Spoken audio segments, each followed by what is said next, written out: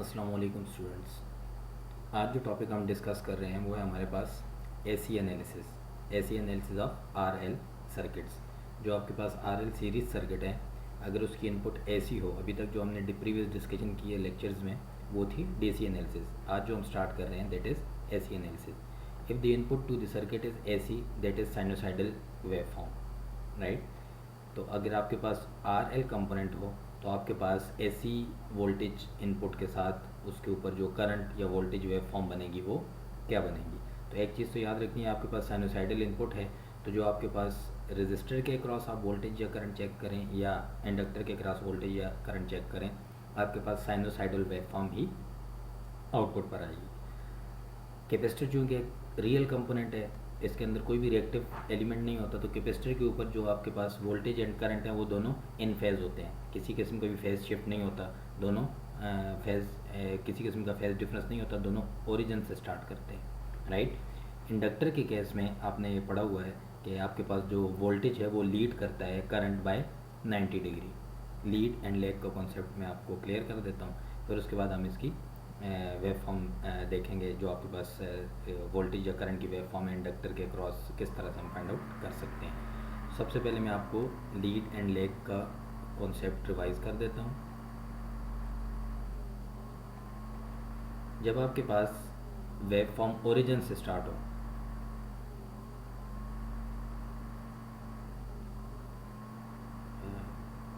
For example जो आपके पास sinusoidal wave है, this is standard sinusoidal wave form जिसका स्टार्टिंग पॉइंट ओरिजिन होता है, राइट। ये ज़ीरो से स्टार्ट करती है और ये आपके पास 2 पाई एंगल है, ये आपके पास 3 पाई बाई 2 है, this is pi, this is pi by 2 and this is 0 degree, right. तो अगर आप इस वेव फॉर्म को देखें जो भी आपको डिस्प्ले के ऊपर नज़र आ रही है, तो ये ओरिजिन से स्टार्ट हो रही है, किसी किस्म का फेज़ शिफ्ट नहीं है, 0 डिग्री से ये स्टार्ट हो रही है और 2 पाई तक ये जा रही है, इसके अंदर कोई फेज़ शिफ्ट नहीं है। तो ये वेव जो आपकी है ये रेफरेंस वेव है या ओरिजिनल साइन वेव है, जो उसकी एक्चुअल साइन वेव होती है। अब इस वेव से कोई भी वेव शिफ्टेड हो ओरिजिन से अगर, तो हम एक्चुअल वेव को, साइन वेव को रेफरेंस मानते हुए तो हम नेक्स्ट वेव को ड्रॉ करते हैं जो भी यहाँ से शिफ्टेड होगी। तो अगर आपके पास वेव राइट को शिफ्टेड हो, इफ राइट शिफ्ट, अगर वो ओरिजिन से राइट की तरफ शिफ्ट हो, दिस मीन्स एंगल थीटा जो है वो आपके पास हमेशा माइनस में आ रहा होगा, theta will be equal to minus theta. तो अगर आपके पास -20 डिग्री है, -30 डिग्री है, -40 डिग्री है, -90 डिग्री है, तो wave will be shifted towards right bye angle theta. अगर आपके पास लेफ्ट शिफ्ट हो,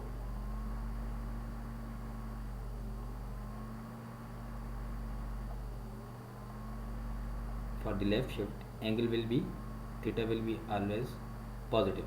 तो जो आपके पास थीटा होगा वो पॉजिटिव होगा। फॉर एग्जांपल में इंडक्टर का केस, हम इंडक्टर का केस डिस्कस कर रहे थे, तो इंडक्टर के केस में कौन लीड करता है, वोल्टेज लीड करता है, राइट। तो राइट शिफ्ट जब भी होगी तो आपके पास वोल्टेज जो वेव फॉर्म है, इसको मैं यहाँ पर मेंशन कर देता हूँ,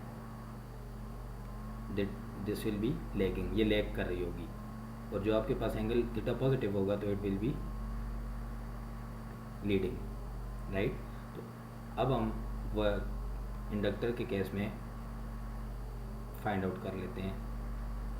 इंडक्टर के केस में जो करंट है वो आपके पास रेफरेंस पॉइंट है, तो करंट हमारे पास चूँकि लैग कर रहा है बाय 90 डिग्री, या वोल्टेज जो है वो लीड कर रही है बाय 90 डिग्री। तो एक्चुअल में आपके पास जो रेफरेंस पॉइंट है, हम किसी भी वोल्टेज को यहाँ से रेफरेंस से स्टार्ट करते हैं, हम स्टार्ट करते हैं कि ये हमारे करंट की वेव फॉर्म थी जो कि एक्चुअली रेफरेंस से स्टार्ट हो रही है, this is representing the I L. और आपके पास जो वोल्टेज वेव फॉर्म है वो 90 डिग्री लीड कर रही है। 90 डिग्री लीड का मतलब क्या है कि वो रेफरेंस से पहले या लेफ्ट शिफ्ट होगी by 90 degree. In other words जो आपके पास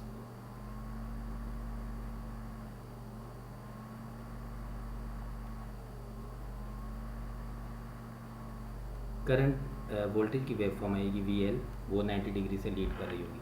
जो 90 डिग्री लीडिंग है वो आपको शो हो रही है, वो शिफ्टेड है ओरिजिन से लेफ्ट को, right. This shows VL is leading by 90 degree. Clear. अब हम एक क्वेश्चन सॉल्व कर लेते हैं। सबसे पहले आपको जनरल इक्वेशन पता होनी चाहिए किसी भी वोल्टेज या करंट की। इन AC सर्किट्स जो वोल्टेज के लिए जनरल इक्वेशन है, ये इस तरह से रिप्रेजेंट की जाती है, VM sine omega t plus theta, plus minus theta. Theta कुछ भी हो सकता है, राइट या लेफ्ट शिफ्ट हो सकता है। एक्चुअल जो चीज़ है वो आपके पास VM है, विच इज़ दी मैग्नीट्यूड या amplitude of the sine wave. Omega is the angular frequency, omega is equal to 2πf, right. और थीटा आपके पास वो एंगल है जो ये शो करेगा कि आपके पास जो वेव है वो राइट शिफ्टेड है या लेफ्ट शिफ्टेड है, और इन अदर वर्ड्स लीड कर रही है या लेफ्ट कर रही है। सिमिलरली अगर मैं करंट की जनरल इक्वेशन लिखूँ तो जो करंट है I, it will be equal to IM sine omega t plus minus theta. Theta plus minus हो सकता है। अगेन इस इक्वेशन में IM जो है वो ये एम्पलीट्यूड को, साइन वेव के एम्पलीट्यूड को रिप्रेजेंट कर रहा है, और ओमेगा आपके पास 2πf के बराबर है, वो आप पुट कर सकते हैं। Now let us solve a question. अब हम एक क्वेश्चन सॉल्व करते हैं नेक्स्ट स्लाइड के ऊपर। सपोज आपके पास जो वोल्टेज वेव फॉर्म है वो आपको सपोज गिवन है, या करंट वेव फॉर्म जो है वो आपको गिवन है। लेट अस सपोज IL आपको गिवन था inductor current which is 20 sign omega T minus 50 degree. Theta can भी पॉजिटिव और नेगेटिव, ये हमने डिस्कस किया है, ठीक है। तो इस इक्वेशन को अगर आप जनरल इक्वेशन से इक्वेशन कंपेयर करें, जनरल इक्वेशन क्या है, I is equal to IM sine omega t plus minus theta. तो जो 20 है वो आपके पास रिप्रेजेंट कर रहा है, 20 is representing the magnitude IM, angle theta is minus 50 degree, omega is unknown. Omega आपके पास बराबर होता है 2πf के, तो अगर omega is equal to 2πf, it means अगर आपको फ्रीक्वेंसी गिवन हो तो आप ओमेगा फाइंड आउट कर सकते हैं। Now let f is equal to 60 hertz, this implies omega will be equal to 2π into 60। आप इसको रिजॉल्व कर लें तो ओमेगा रेडियंस में हमेशा आता है 377 रेडियंस पर सेकेंड। ओमेगा का यूनिट रेडियन पर सेकेंड है, and it will always be measured in radian पर सेकेंड। ओमेगा आपके पास आ जाएगा इक्वेशन के लिए। तो अब आपके पास जो चीज़ आपको चाहिए वो आपने फाइंड आउट करनी है PL, इंडक्टर की वोल्टेज एक्चुअली आपने फाइंड आउट करनी है, राइट। इंडक्टर की वोल्टेज की जो जनरल इक्वेशन है वो हम लिख लेते हैं, V is equal to VM sine omega t plus minus theta. Angle कुछ भी हो सकता है आपके पास, ठीक है, plus minus theta. Now VM हमें चाहिए, आपके पास IM मौजूद है सर्किट के अंदर।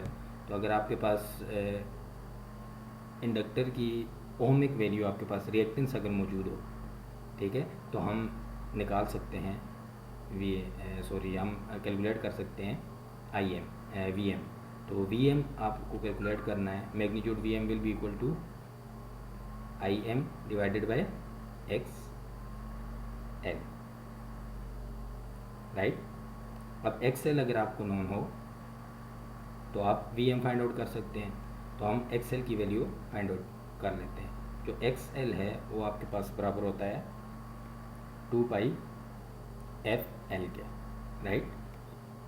XL is equal to omega L which is equal to 2πfL। Inductor की वैल्यू आपको गिवन है, सपोज लेट इंडक्टर की वैल्यू जो है वो आपके पास L is equal to suppose 0.01 henry है, इंडक्टर का यूनिट 0.01 हेनरी। तो आप इसकी वैल्यू पुट कर लें। ओमेगा हमने फाइंड आउट किया हुआ है 377 इंटू 0.01। इसको रिजॉल्व कर लें तो ये आपके पास आता है 3.77 ओम्स। इंडक्टिव रिएक्टेंस जो है ये हमेशा आपके पास ओम्स में होगी। सिमिलरली कैपेसिटिव रिएक्टेंस हमने पिछली एग्जांपल में डिस्कस की, वो भी आपके पास हमेशा ओम्स में होगी। तो अब आप वी एम की वैल्यू फाइंड आउट कर सकते हैं। V M is equal to I M की वैल्यू आपके पास क्या है 20 divided by X L which is 3.77 ohms. इसको रिजॉल्व कर लें तो जो आपके पास वी एम बनता है, sorry V is equal to I R, V is equal to X L है actually, I M over X L नहीं है। जो वी एम है वो आपके पास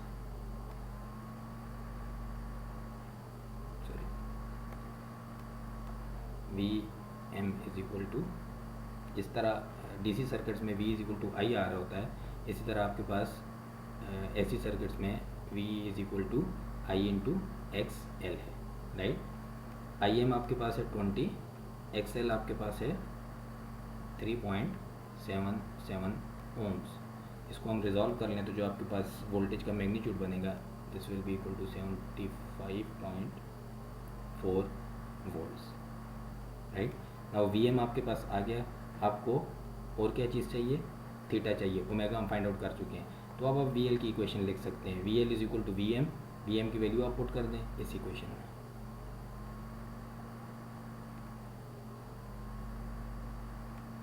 V M is equal to 75.4 sine omega की वैल्यू आपने फाइंड आउट की है 377 टी, और जो एक्चुअल इक्वेशन है उसमें आपके पास एंगल कितना है -50 डिग्री, और वोल्टेज जो है वो करंट को लीड करती है बाय 90 डिग्री इन इंडक्टर।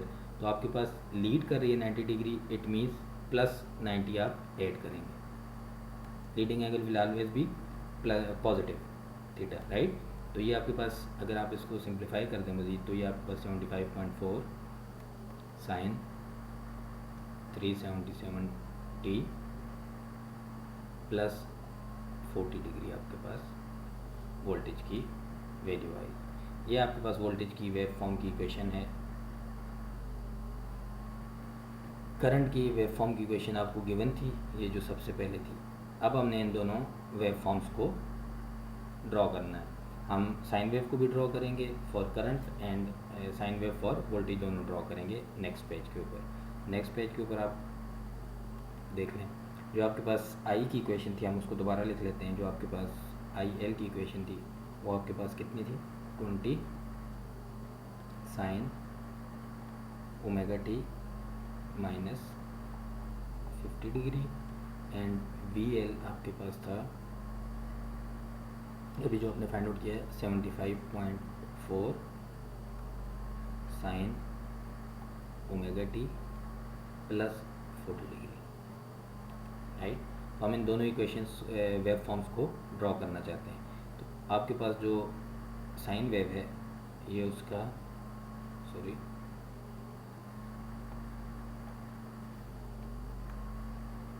हम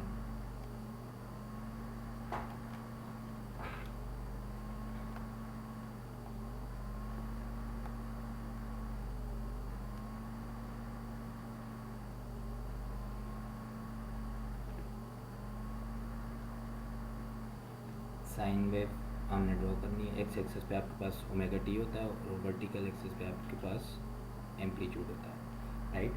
जो जिस एंगल का जो वेव आपके पास ओरिजिन से स्टार्ट होती है उसका एंगल 0 होता है। हमारे पास जो करंट की वेव फॉर्म है अगर आप उसको देखें तो करंट की वेव फॉर्म जो है उसका एंगल है -50 डिग्री। -50 डिग्री किसको शो करता है, राइट शिफ्ट को शो करता है फ्रॉम दी ओरिजिन।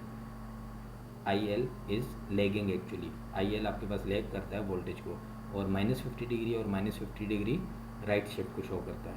तो जो आप साइन वेव ड्रॉ करेंगे फॉर एग्जांपल हम ये कहते हैं कि वो ये आपके पास 0 ओरिजिन है, this will be equal to π/2, this will be equal to pi, this will be equal to 3π/2 and this will be equal to 2π। तो आपके पास जो वेव फॉर्म है वो 50 डिग्री शिफ्टेड है। सपोज यहाँ पर 50 डिग्री है तो हम यहाँ से इसका मैग्नीट्यूड ड्रॉ करेंगे for the current wave form, right. ये जो डॉटेड है ये आपके पास करंट की वेव फॉर्म है। वोल्टेज की वेव फॉर्म जो है वो आपके पास +40 डिग्री है। इट मीन्स कि वो आपके पास 40 डिग्री राइट शिफ्टेड होगी ज़ीरो से। तो ज़ीरो से 40 डिग्री सपोज हम ये करते हैं कि वो यहाँ से स्टार्ट हो रही है, तो आपके पास वो वेव फॉर्म जो वोल्टेज के लिए जो वेव फॉर्म बनेगी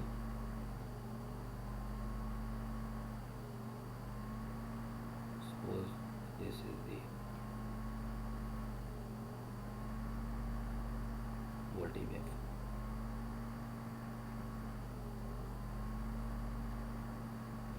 राइट। ये जो आपके पास है ये VL को रिप्रेजेंट कर रही है और ये वाली वेव फॉर्म आपके पास IL को रिप्रेजेंट कर रही है। VL जो है वो 40 डिग्री राइट लेफ़्ट शिफ्टेड है या लीड कर रही है जो फ्रॉम द ओरिजिन। जो आपके पास करंट की वेव फॉर्म है वो 50 डिग्री राइट शिफ्टेड है।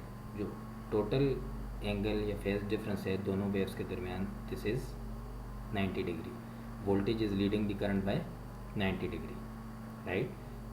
आपके पास वेव फॉर्म आ गई। जब आपके पास वेव फॉर्म आ जाए तो आप इसका फेज़र ड्रॉ कर सकते हैं। अगर हम इसका फेज़र ड्रॉ करें तो आपके पास जो फेज़र बनेगा, ये फेज़र के एक्सेस आप पहले ड्रॉ कर लें। एक्स आपके पास रियल एक्सेस होता है, पॉजिटिव है, और वर्टिकली आपके पास जे एक्सेस होता है, राइट, विच इज़ इमेजिनरी। तो आपके पास जो वोल्टेज वेव फॉर्म है अगर आप उसको देखें तो वोल्टेज वेव फॉर्म क्या है, +40 डिग्री पे है। तो 40 डिग्री के ऊपर आप एक फेज़र ड्रॉ करेंगे,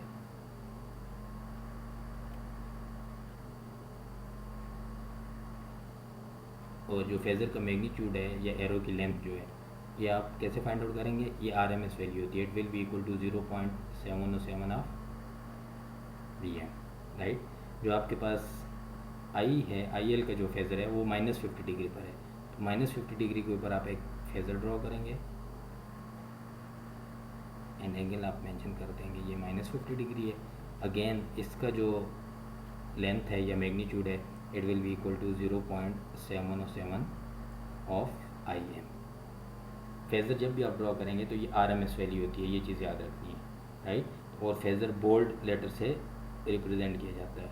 सो IL आपके पास होगा 0.707 ऑफ IM, ये आपके पास फेज़र वैल्यू है। जो 0.707 ऑफ IM अगर आप कैलकुलेट कर लें तो ये आपके पास बनता है 14.1 एम्पेयर, और उसके साथ उसका एंगल आएगा -50 डिग्री। सिमिलरली अगर आप वोल्टेज के लिए कैलकुलेट कर लें 0.707 VM तो ये आपके पास आ जाएगा 53.3 विद एंगल ऑफ +40 डिग्री। इस तरह से आप फेज़र को रिप्रेजेंट कर सकते हैं।